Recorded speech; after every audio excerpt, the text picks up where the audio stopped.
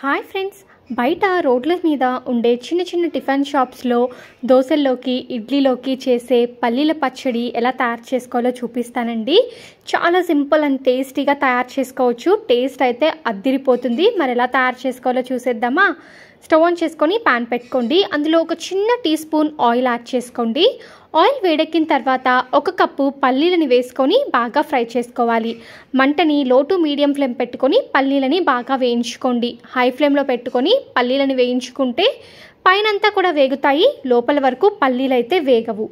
ఇలా పల్లీలు వేగుతున్నప్పుడు ఇందులో కొద్దిగా జీలకర్రని కూడా వేసుకొని ఫ్రై చేసుకోవాలి. కలుపుకుంటూ పల్లీలని దోరగా వేయించుకోవాలి. ఇలా పల్లీలు ఒక 70 to 80% కుక్ అయిన తర్వాత 1/2 కప్పు వరకు కూడా శనగపప్పుని వేసుకోవాలి. మనము పల్లీలు 1 కప్పు తీసుకున్నాం కాబట్టి 1/2 కప్పు కంటే కొద్దిగా తక్కువ శనగపప్పుని తీసుకోండి, సరిపోతుంది. ఇప్పుడు శనగపప్పుని కూడా కొద్దిగా వేయించుకొని స్టవ్ ఆఫ్ చేసుకొని ఈ మిశ్రమాన్ని చల్లారనివ్వండి.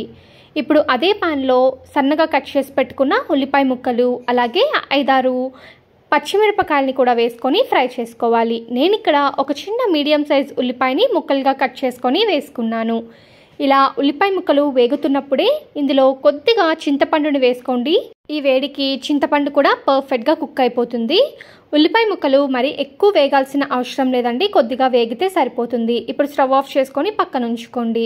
ఒక మిక్సీ జార్ తీసుకొని ముందుగా మనము ఫ్రై చేసి పెట్టుకున్న పల్లీల మిశ్రమాన్ని యాడ్ చేసుకోండి. అలాగే ఫ్రై చేసి పెట్టుకున్న ఉల్లిపాయలు, పచ్చిమిరపకాయలని కూడా వేసుకోండి.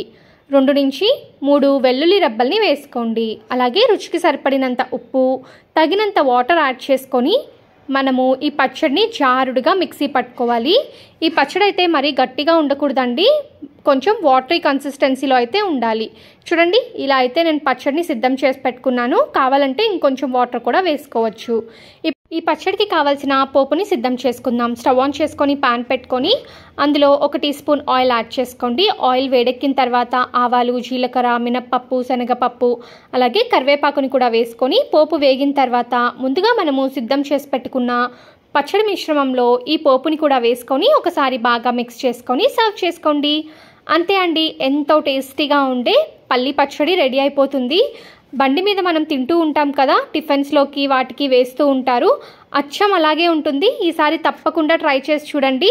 ఇడ్లీలోకి అయితే అద్దిరిపోతుంది కదా. సో తప్పకుండా ట్రై చేసి టేస్ట్ ఎలా వచ్చిందో కమెంట్ సెక్షన్లో తెలపండి.